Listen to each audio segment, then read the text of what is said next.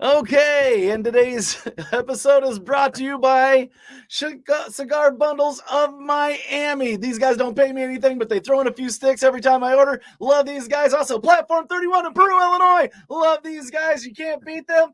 And hey, also from us, fuckers, just us, all our podcast friends out there. If you like a podcast enough, give it some money. Give it $1. Send $1 to My Worst Holiday at patreon.com. It's that simple. If not, you have the device in your hand. Do us a favor. Rate, review, subscribe. These are things you can do to help us, and it's not going to cost you cheap fuckers a penny. So with that being said, from a room next to my bathroom, my basement, this is My Worst Holiday, a podcast about your worst wedding, funeral, bachelor party, bachelorette party, or whatever you think is funny after the fact. We want to hear it today. We have a very special guest, Mr. Bruce Leonard, comedian. Bruce, say hello, baby. Hello, how are you today? Pretty good, man. How you doing? I'm all right. Yourself? Well, I'm hanging in. It is 5 p.m. here in Las Vegas. 5 o'clock, you're in Las Vegas. Yes, sir. Awesome. I lived in Las Vegas for the last 3.5 years. Oh, really? Where were you before that? I'm from Cincinnati, Ohio. Oh, and that's why you know Dan. Okay. Yes, that's why I'm friends with Dan Friedman. Comedian Dan Friedman, my friend. Connecting the dots. Connecting the fucking dots here, Leonard or Bruce. Yeah. We're connecting the dots, buddy. Which is how I know you now. So are you do you have a live show there as well then, do you? Or I host a bike every Tuesday night at midnight. So tonight at midnight I'll be hosting the Champagne's Cafe on Maryland Parkway. Okay. I've been doing that for 3 years. Well, minus 1 year, the COVID. That's awesome. The whole city here was shut down for a whole year. So for 1 year, we didn't do anything. You couldn't do anything except sit in your house. Yeah, sit in your house. Yeah, that's what everybody did. Right? Not me. I sold cars. So I was the whole fortunate enough that they let me sell cars through the whole thing, So I'm not supposed to be around people, but getting in a car and driving around with them, that's just fine. As long as you wear your little mask. Yeah. In a closed capsule. Yeah, it was all good. No risk there. I love the people that drive around by themselves with the mask. I did it 1,000 times. You just didn't even fucking think about it. It kind of became part of you, I think that a lot of it was like people just got to the habit of putting it on. And it just became something that you wore. But it just still looks funny. It wasn't until you was like driving by somebody and their head's like rubbernecking around at you, like, look at that dumbass wearing a fucking mask while he's driving by himself. Like, fuck you, my steering wheel's infected, fucker. You don't know. Like, how dirty is your car? Exactly. Perhaps you should clean. Yeah, there's somebody that's already contagious licked my steering wheel. You don't know, fuckers. Right. Judge me, prick. In this car or what I've done in it. So tell us all about you, Bruce. Tell us all about you, buddy. What do you want to know? I'm a stand-up comic. That's about it. Yep. I moved to Las Vegas 3.5 years ago to do comedy, and this year I've been mostly on the road touring. Oh, is that right? I've been in half the country this year. Oh, that's awesome. That's fantastic. I seen the God damn it, the documentary, the One-Nighters. That was that was fantastic. That was before I knew Dan. Yeah. I met Dan when he came back from LA. Oh, is that right? He's from, I believe his story, he was from Cincinnati, and he moved to LA, and then he moved back. And then he moved to his mom's basement. Right. Okay, yeah, I just want to clarify. Not that I think he lives in Dan, because he lives in his mom's basement, but just saying. Is to move to LA and then come back to your mom's basement. If I keep doing this, he's going to show up at my doorstep one day, kick me in the nuts, and just walk away. That's what. You didn't bring the movie back though, So you can't say he didn't do nothing. But I met Dan after that, which is why you don't see me in that movie. Right.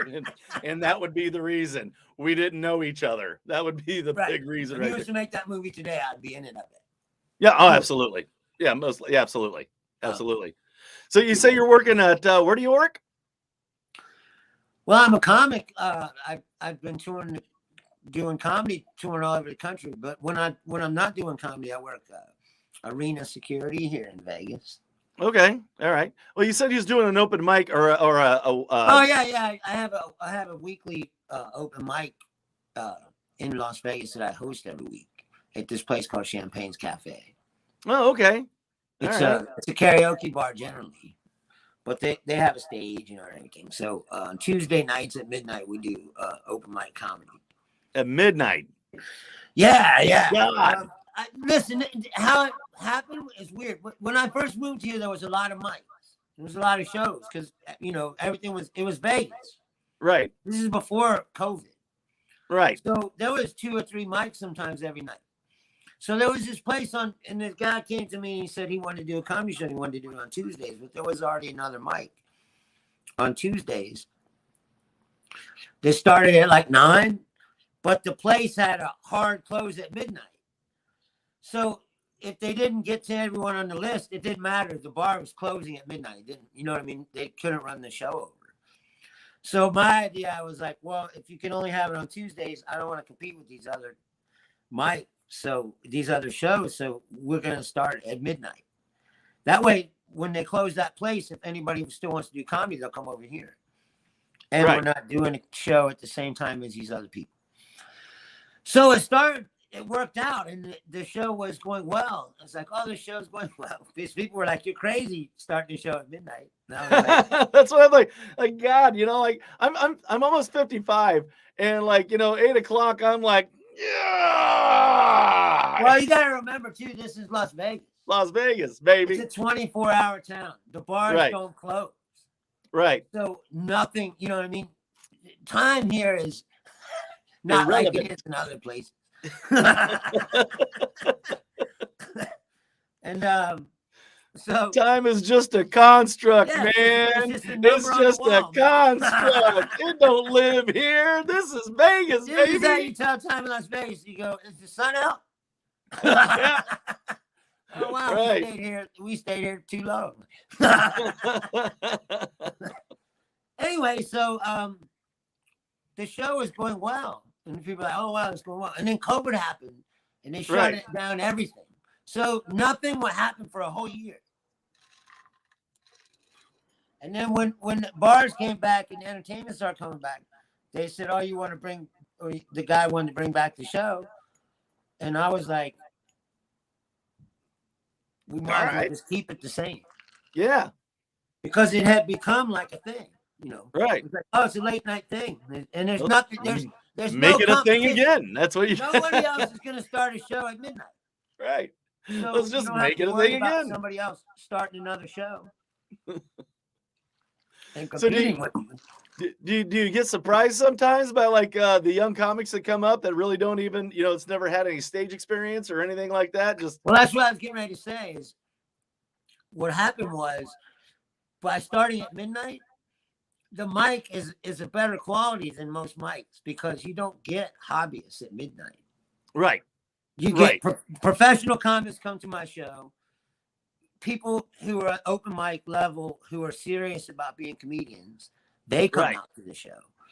And some people come because it's their first time and they think at midnight no one will see them. You know what I mean? Yeah, there's that too. They just want to get on stage. They're serious about it, but the people who want to hear it. Well, no. I'm saying it's the first time. So they're timid, scared, and they figure if I go at midnight, there'll be less people, and really what it has turned into is a bunch of it's a comics hang that people get to watch. Right. I've never sweated on stage. I don't know about anybody else, but not me. You know what I'm saying? Yeah.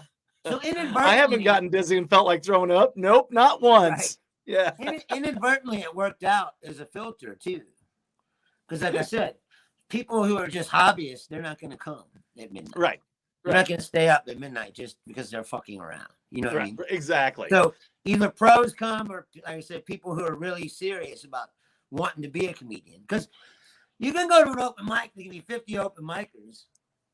There might be 5 of them who are real professionals who are just there working on shit. There Yeah. might be 10 or 15 open mic guys who are there who really are serious about being a comedian and have potential to get somewhere someday if they really work hard at it. And then you have about 25 people who work in a fucking office and people tell them they're funny, or or they're like, oh, dude, boys, you're funny. You should go on stage, man. You got it. I mean, you know what I mean? You remember that joke about the chicken in the chicken? chicken? And you get a lot of that. Yeah. So a lot of times you go to open mic, and it's not very, the quality of it's not very good. Right. Exactly. My show has a higher quality, I believe, because it's late at night. And it's your show. You got to say that. Well, no, other people have said the same thing. My show sucks. No, no, it's not that. I'm not saying that at all. I know. I'm just shitting you. There's not as much riffraff. You know what I mean? Right. Exactly. It's like you said, when people are coming out at that time, they're coming out because they're serious about it. Yeah. Exactly. Everybody, we're talking to comedian Bruce Leonard. He travels around the country right now. He also has a show in Vegas. It's a late show. It starts at midnight. It's an open mic. So any of those people out there that really want to test their craft and see what they can do. Yeah, you want to say if you're serious about it, this is a good way to do it. You got a smaller crowd and you can test your shit, so like people that's serious about it, you can do it there. Well, that's the thing. And that's the Champagne. Did you say the Champagne Room, or what'd you say it is? It's called Champagne's Cafe. Champagne's Cafe. That's right. Okay. It's on Maryland Parkway. It's only about 2 miles off the strip. 2 miles off the strip. Awesome. Yep. And it's off the strip. So. You ever been to Vegas? No, I've never had a desire. You don't. Well, you don't gamble. I don't gamble or nothing either. I don't even move here to do comedy. I really wouldn't mind going to like for the shows and shit like that. But I know me. I've met me. I suck. I would be like, maybe I'll just go gamble a little. Yeah. Oh, you're one of those. You don't want to come. Just admit it. You don't want to come because of your vice. You can't. Everybody has a second mortgage now, right? Right. I always tell people, if I would have moved here even 10 years ago, 15 for sure, I'd be dead. Yeah. I would not survive. You know what I mean? You got to be a little more seasoned before you move to Vegas. Now and I'm more mature, and I've been if through all that. If you want to live. Because every temptation that you can imagine, right? Right. It ain't hard to find. Yeah. So if you have advice, like you could get it serviced, Yeah.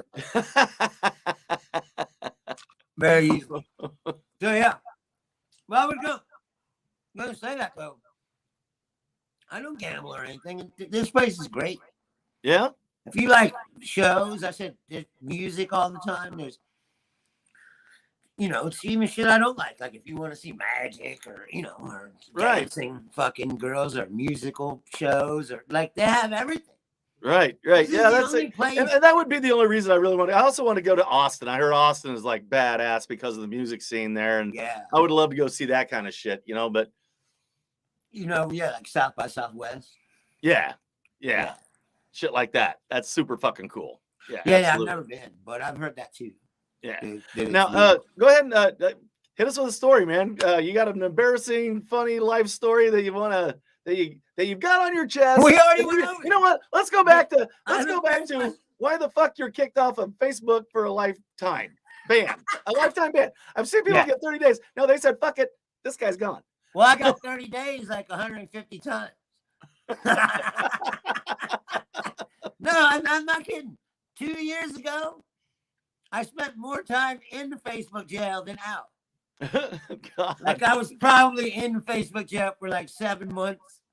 And I would get out and like I'd be out for like 2 weeks. Fucking banned again. Repeat offender, man. You're a fucking repeat offender is what you are. Yes. Well, it all started because when Trumpism really started happening, this is way before he was president. Right. I saw what was going on like this even before Charlottesville and shit. Like if you were online, you could see what was going on. Yeah. So what I did was I started trying to find the most dirtiest, dungeonist, alt-right dungeon groups I could find. And I would go in there and I would just piss them off so hard. I just troll the shit out of them. I was trolling the fuck Just out trolling the shit out of them. Oh, yeah. I used to call it burning them down. I'd go to the group and burn it down. They'd be threatening to kill me and shit. It was hilarious. Murder. So I It's screenshot funny. all that and post it on my page. Yeah. I wanted people to see what you're really dealing with here. Right. You know, Exactly. like, people kept acting like I was crazy. What? And that, you know, You don't look crazy to me. no, but Oh, they were like, that, "You're Bruce." crazy. You're taking this too serious. You know, this too far." And then, of course, Charlottesville happened, and the girl got killed. Right. You know, and I'm like, "Look, no, I was trying to warn you. What Right. you're dealing with here Right. is not a joke. You know, it's not funny. Right. Of course, right, I make right. it funny because I'm a comedian. It's but what you do as a comedian. You It's a make shit serious funny. That's the whole thing. I thought pissing them off was hilarious. It was fun as fuck. But anyway, what happened was they got mad at me. It got to the point where the whole alt-right knew who I was. And they wouldn't let me in groups anymore. They all got together and banned me from the alt-right. Then they Right. started coming to my page and reporting me for shit. Oh. They burned you down. Or they would bait me into a argument with them. Right. And then they would right. report my comments. You know what I mean? Right. And I called them white trash, fucking junkies or something, you know, like, Right. and then they would report my comments, and then Facebook would go, "Ah, you're racist." You're the racist. Yeah, Right. you're the Right, racist. I'm the racist.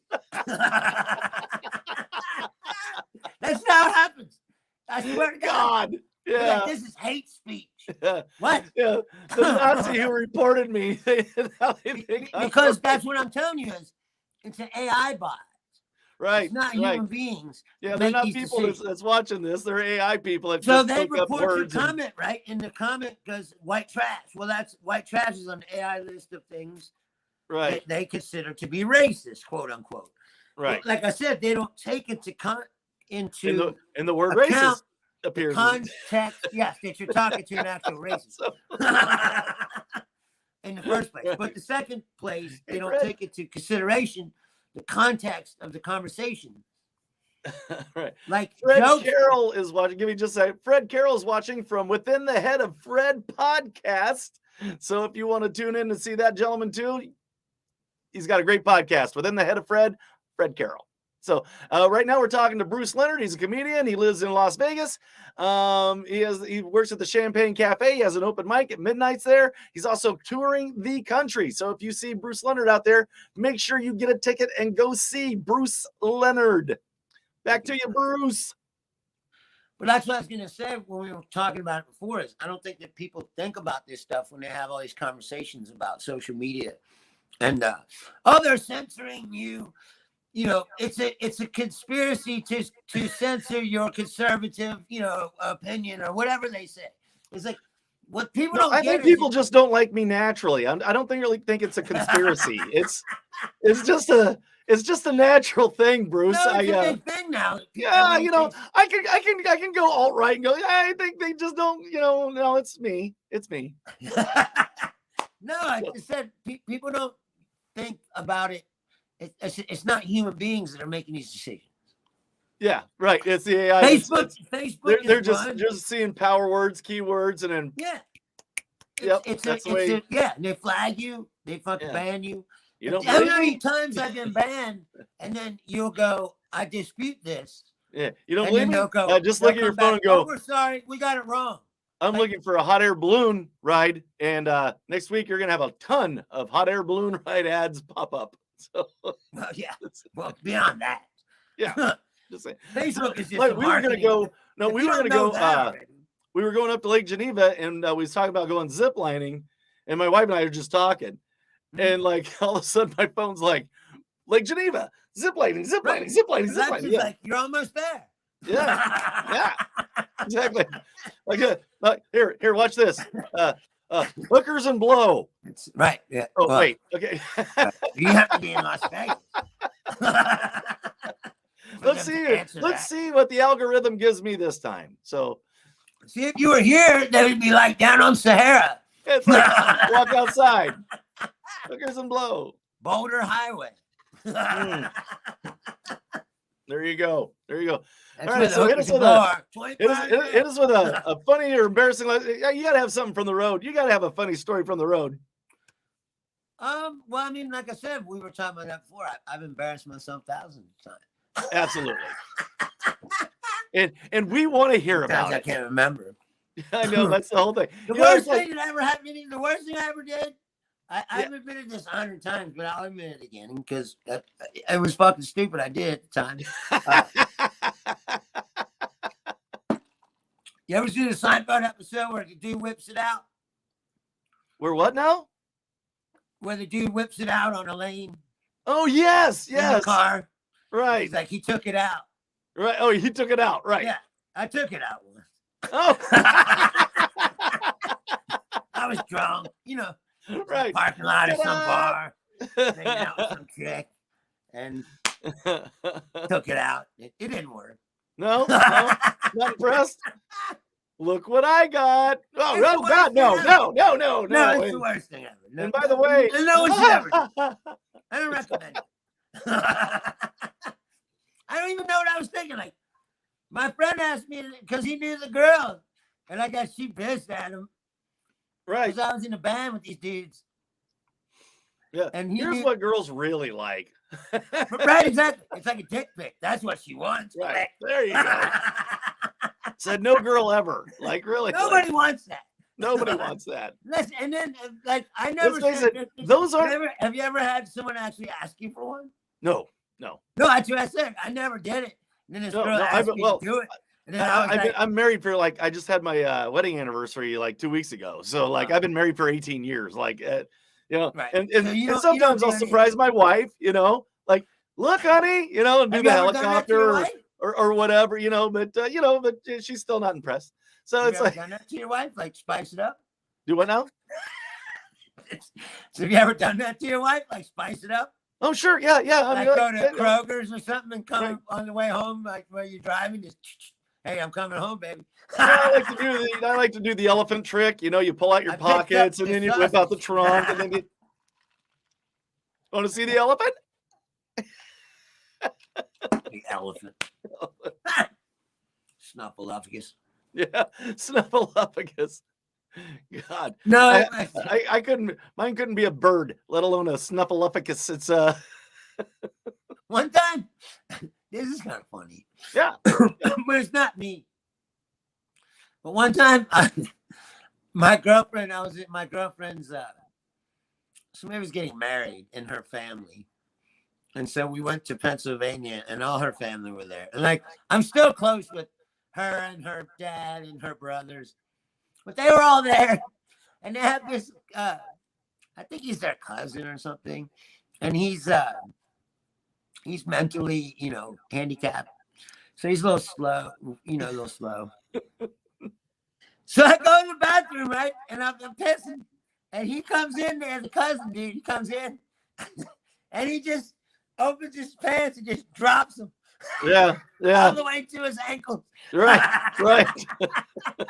He's just standing there, peeing in it, and he just turns to me and starts trying to have a regular conversation. Right. Well, yeah, they don't know. God, yeah. There's bless their heart. They don't know.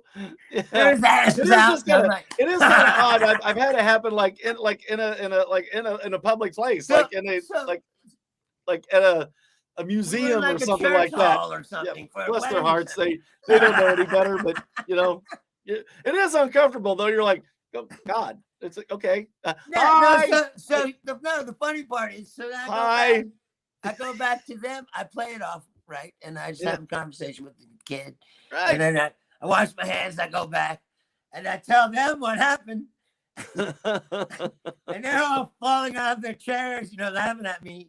Right. And now they won't ever let me forget. They randomly send me pictures of this guy still. Right. Like, so, this is years later. where's the best place you've worked so far? What's one of the funnest places that you've worked so far? What do you mean, traveling? Yeah. Like, what's one of your favorite places? Well, I was just in El Paso. That was fun. El Paso? Yeah, that was a fun place. Okay. I've had a good time everywhere I go. So that's one of the things about being a comedian is you get to travel every place you go. Like, you meet new people, you see new things, you learn new things about, the places that you're at. And I really enjoy it. Like this year I did a bunch of shows in Wisconsin. Like, I don't know nothing about Wisconsin. You know what I mean? Wisconsin has more breweries per capita. No, they're drunks. Oh yeah, I fucking love Wisconsin. I live like an hour south of Wisconsin, and I love Wisconsin. Yeah, no, we were at this place in Hubbleton Brewery. Yeah, it's a really cool place, but it's like out in the middle of nowhere, in the middle of the field, yeah. And it was filled up. Yeah, like, New Glarus. New Glarus is awesome. I don't know if you've ever been to New Glarus. New Glarus is fantastic. Drink craft beer and listen to us tell jokes. Oh yeah. It was great. Illinois is getting quite a few now. Like, it's migrated south finally. Illinois finally got some good craft beer places, which is craft beer is like the new craze. It's a new thing. But, I just mean in general, the people that they like to drink. Like, the whole fucking state is like revolves around drinking. Here's what happened to me in Wisconsin. I was at a rehearsal dinner after a wedding rehearsal. Right. And I had chicken cordon bleu because they served that and they served some fish. And this lady comes walking up to me with this vase, this vase, and it's white. And she goes, "Cheese?" And I went, "What?" She's like, did you pour it out? I'm like that guy in a fucking Western, throw her a coin and say, "Just leave the bottle." Right? Like, fucking, right? Yeah, just fucking leave that. Just hey, slather it, man. Walking away, like, hey, where you going? She's pouring, she's pouring it. She's like, "Say when." I'm like, "That's not a fucking word." Like, she's like pouring it like gravy out of a fucking when it's empty. boat. God, it's just saturated in this delicious white American cheese sauce. Like, God, dude, that sounds fucking amazing. Exactly. Yeah, you lost your sandwich. Like, I don't give a fuck. Just leave the bottle. We're right? Good. And I need a fork and a knife now. Yeah. Just leave the straw, baby. We're going to town on this. It's like Italian beef. I love Italian beef, but once they dip it in the thing, it's like, all right, I need a fork now. He's holding it mushy. Now it's a game. There's just dripping fucking juice off of it, like. Oh yeah, au jus. My hands now. Which means with juice. Au jus, the French. La French. It's La French. Yeah. So when people say with au jus, what they're saying is with juice. So, right. Yeah. Like, you want it with juice? I don't know. Once I start talking French, French is like French and Asian languages. I can't follow them at all. Like, like Italian or Spanish. It's because we don't speak them. You can listen and you can pick up a word here and there. To know what they're talking about, kind of. Yeah, you can't do that with French or German or Russian, Japanese. Especially not Russian. I don't know what Russian ain't connected to nothing. Yeah, Russian's kind of like that too. Yeah. Like, Why do you fuckers always sound so angry? Was that a love song I just heard? I don't understand. God, it sounded mean. It's like a grumbler, meaner version of French. I was in Chicago with my buddy, and he went. There's a bar called the Empty Bottle, and it's like got a great music venue, and it was loud as fuck. But anyway, this guy gets up there, and he's this old guy. He's got long white hair and everything, and he's like, for an hour and a half, and then. But the music was really good. Now, don't get me wrong. I mean, the music was really good. But after it was over, he gets up and he's like his mic had quit on it. He's talking to the crowd. He's got his hands up. He goes, "All I'm saying, man, is love one another." And I go, After 2 hours of death metal. That was the message? That was a love song? I don't know. I've heard Neil Diamond. No, he's like, these songs are called like blood sacrifice to Satan and like kill your mom. Yeah, exactly. And then at the end of the show, he's like, just love one another. Love one another, man. Be peaceful. It's like and this one's called John Wayne Gacy was right. I'm not sure I got the message during that. So yeah. So always remember, folks. That happened. Positive. but they did serve Lone Star beer there, which I didn't think you could do in Illinois.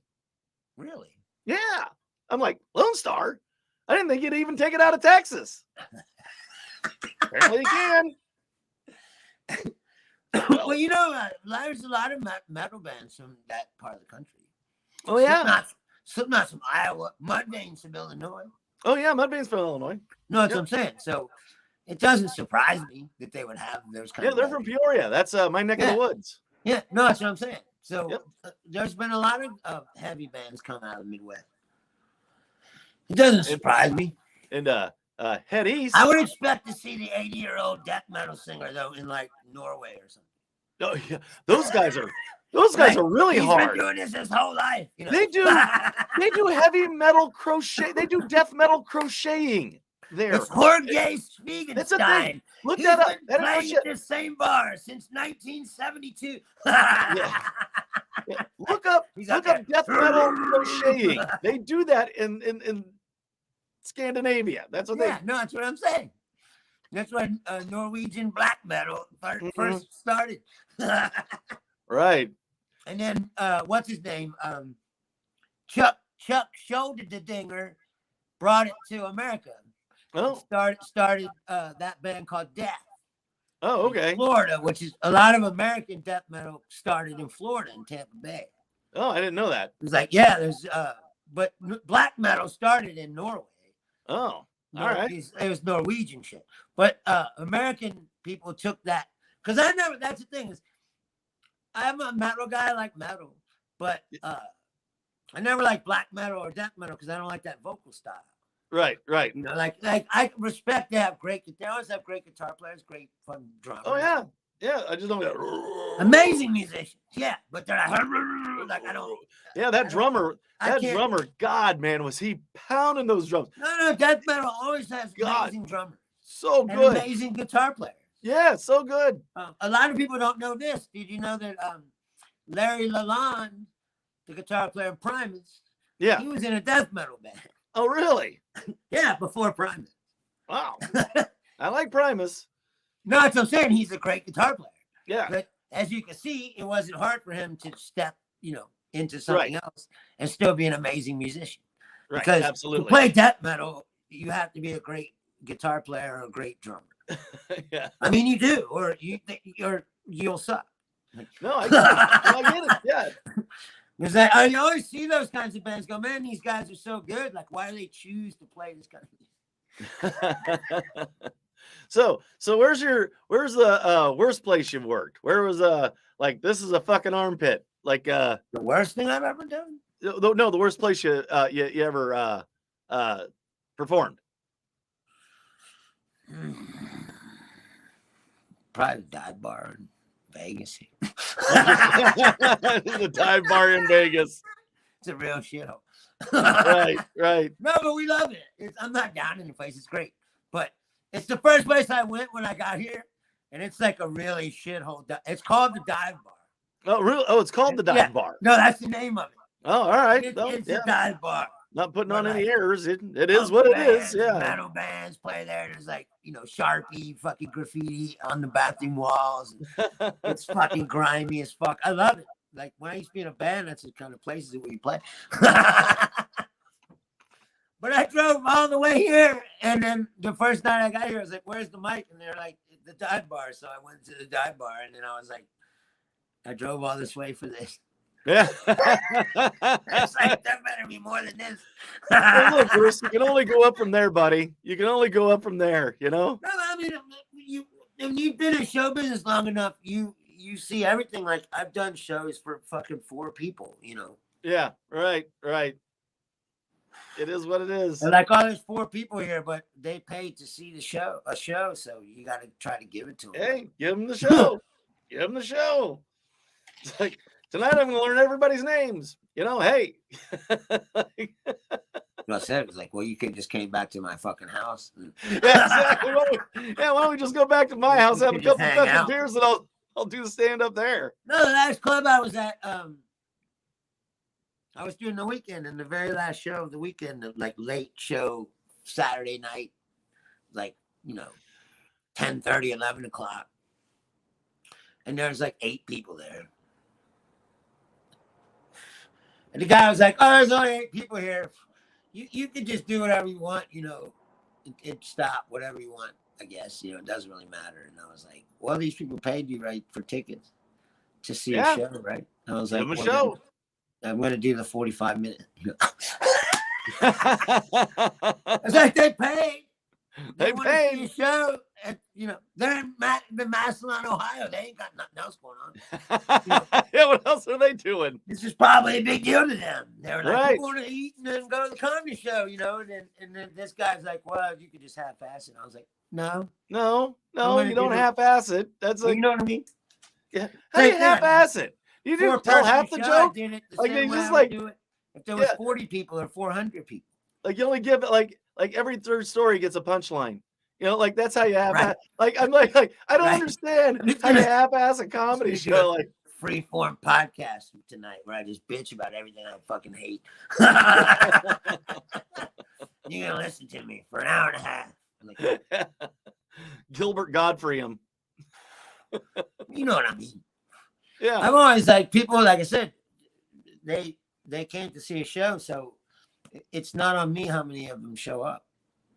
That's true. Yeah, whether it's 3 or 150, either way, it's still the same. You're still entertaining if you do this people. Long enough, you learn that I do this show the same way. If there's 5 people, or if there's 500 people. Now the energy of the room will be different. Yeah. Energy level's different. Yeah. No, what I'm saying, as a performer, I should put out the same energy. Right. For those 5 people that I would for the 500. Oh, absolutely. I mean, that's just how I look at it. If they put me on stage, I'm there to do my job. And I respect you for it, Bruce. I don't know. I've seen a lot of people that were like, that's what the guy that was opening for me was like, well, what are you going to do, man? And I was like, I'm going to do my show. Yeah. What are you going to do? It's like, well, you can do whatever you want, but I'm doing my show. Right. Exactly. So I don't care if there's, I said 4 people or 400. There you go. The guys paying me to do the show. These people paid for the tickets. As a performer, you owe them the show.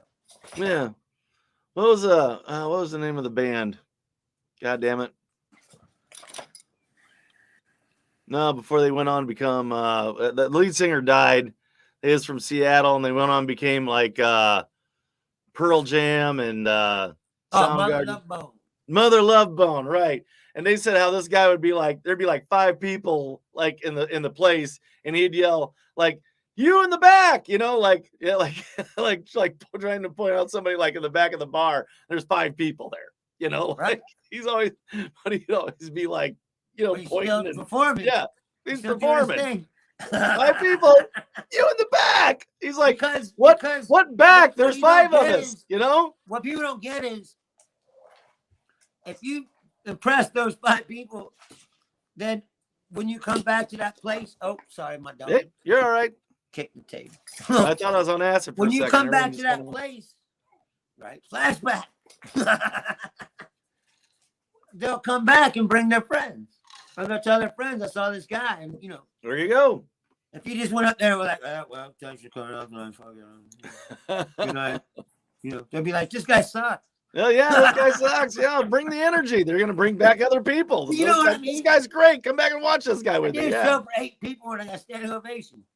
Yeah. From 8 people. I'm like, to me, that's more impressive than like I smashed them 8 people. I fucking crushed it. You're like walking off the It's stage harder, with a towel. but my point is, Woo! it's Get harder the to fucking do place a show down tonight. under those circumstances. It's What's easy that? to do it when the room is filled. Yeah. When there's only 8 people, you gotta really try. Yeah. Now you're earning it. Now you're fucking earning it. Right. And if you can walk away and those people respect you. Laughter is contagious. Yes. That's just a fucking fact. It's Well, a fact. it's anything. It's the same as you were talking about the band. Like when I was in a band, it was the same way. If there was 10 people there, we still played just as hard as we would play. Yeah, absolutely. No, because it's fun. Yeah, it's like, really, you're just watching me having fun. Right, exactly. Exactly. I used to love that shit. You could yell. It's the only time you can yell and scream at people and they don't care. Yeah. Right. You yell right in their face. Like the highest possible volume. And they don't care. They go, well, that's cool. Well, no, I said, you got your dog behind you there? You got your puppy there behind you? Is that Yeah. No. I just seen this tail wagging from behind your shoulder. He crawled into the picture. Hold on. There you go. There's the star of the show. There you go. Hey, puppy. Oh, boy. He was my girlfriend's dog, but as soon as she came here, she brought him, and he just became my dog. That was it. He just attached himself to me, and he's my dog. That's all right. Nothing wrong with that. Nothing wrong with that, man. All right. Well, I'm going to give you the floor again. Tell everybody where they can find you. Do you have a website? Yeah, it's called BruceLeonardComedy.com. BruceLeonardComedy.com. The very lovely and funny Trish Smart. She built that website for me. Check her out if you like comedians who are very funny. Trish Martin? Trish Smart is her name. Trish Smart. Yes. Very funny. But she built that website for me. Okay. Last time I saw her, she was yelling at me. She's like, you don't have a website. You need to have a website. And I was like, well, maybe I don't have a camera. She's like, I'll make one for you. And then we were sitting at the dive bar. Yeah. And she just went on her phone and bought the domain for me. Done. There She's you go. like, well, this is open. I'm just going to buy it for you right now. And then she just built me a website. That was it. Cool. That was very nice. I'll reach out to her. I'll see you. Yeah, no, she's great. All right. Yeah, I'll reach out to her too. Me and her are going to do some stuff together after she comes back from Burning Man. Oh, wow. Yeah, she went to the Burning Man. I'm too old for that shit. I would never go to Burning Man. Yeah, I'm like too fucking old. Yeah, too fucking tired. Too. Multi-day festivals now. God, I couldn't make it all the way through the Motley Crue, Poison, Def Leppard, Joan Jett thing. Like we left. Oh, you went to that? Yeah. And we left like halfway through Def Leppard. But I've seen Def Leppard like 3 times. Right. Was it good, the show? Oh God, it was great. And the fucking idiot who wrote the review on it from the Chicago Tribune ought to stick his fucking head into the ground and contemplate his own existence. Fucking moron. He was like, I think you can make this show better. Oh God. He's 5-finger death punch. You know? But no, this fucking idiot, he didn't understand what like sound is like outside. Like he doesn't understand, he didn't understand LFE. He's like the drums and the bass was out drowning the guitar and I'm like, yes, you're outside. Right. High end is directional. Low end, omni. Yeah. Omni, dumbass. Well, there's all kinds of people like that. God, fucking. Like, you don't know anything about. If you're gonna be a music, understand? Because they're playing crazy. outside, and it turns out outside's real fucking big. Right. Real fucking big. So they have that show played here in the stadium. Yeah. So it's actually indoors, but a huge stadium. Indoors, I imagine would have been even more amazing. But outside, because the guy, he might have been off to like the right or the left, and you're not going to get those great high-end sounds outside. No. You're just not going to fucking get them. No. Because sound don't fucking work like that. Not unless you have Red Rocks or something. Yeah. And then he's like this. He's like, And Mick Mars, oh, he looked like the Crypt Keeper. The guy's like fucking 80 years old. Dude, he's looked like the Crypt Keeper for fucking 20 years now. Yeah, you couldn't do what he's doing now. Even if you're fucking 30, you couldn't do what this fucking guy's doing. He's at always like fucking Methuselah's age. Mick Mars always looked like you put him out of a closet in a house. Yeah. He looked like he was gonna break just walking. Yeah, like brush the cobwebs off of him and put him a 8-ball of Coke and push him up there. Exactly. Anyway. So again, tell everybody all about you, where they can find you, where you're gonna be next. Like I said, well, I'll be at Champagne's tonight at midnight. Champagne Cafe, Las Vegas, Nevada. BruceLeonardComedy.com. You can find me on Instagram at Bruce Leonard Comedy. On the Twitter at Bruce Leonard 20. And on Facebook is Adam Chancellor. Adam Chancellor. They fucking kicked him off for life. So there you go. All right. Hey, I'm going to wrap this one up. Hang out for a minute after I shut everything down here. And we'll chat for just a few minutes. And thank you so much for coming on the show. And with that being said, again, everybody, if you like cigars, go to Cigar Bundles of Miami. They got great sticks for a great low price. Again, they don't pay me anything. But the biggest thing is podcasters. If you like a show that's on the internet, you cheap fuckers, just give us $1 at My Worst Holiday at patreon.com. It's the cheapest entertainment, not the best, but the cheapest. So all you got to do is give me $1. It's not much, I know. And like, review, subscribe. These are the biggest things you can possibly do for any podcaster. That won't cost you a goddamn thing. And with that being said, from a room next to my bathroom in my basement, this has been My Worst Holiday. Thanks for having me, man. Good night, everybody.